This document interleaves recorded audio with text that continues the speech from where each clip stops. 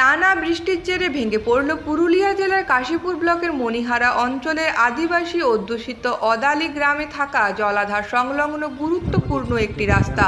যে রাস্তা ভেঙে অদালি গ্রাম থেকে এখন এলাকাবাসীদের যোগাযোগ বিচ্ছিন্ন হয়ে পড়েছে বাঁকুড়া, কাশীপুর, মণিহারা, মোহনডাঙ্গা সহ বিস্তীর্ণ এলাকার।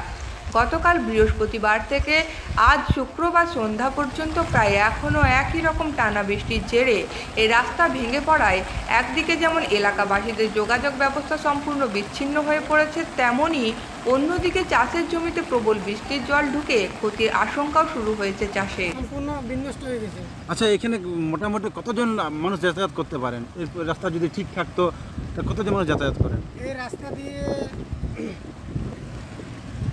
এই রাস্তা দিয়ে এই গ্রামের সমস্ত লোকগুলো যাতায়াত করতো এবং মণিহারা যেত এবং জড়িরা যাবার রাস্তারও যার এই পথেই, এবং এই পাশের গ্রামের যেমন মণিহারা, কোতালি, মোহনাডাঙ্গা, জামতুল সমস্ত লোকগুলা এই রাস্তা দিয়ে যাতায়াত করতো, যার ফলে এই বিপর্যয়ে মোটামুটি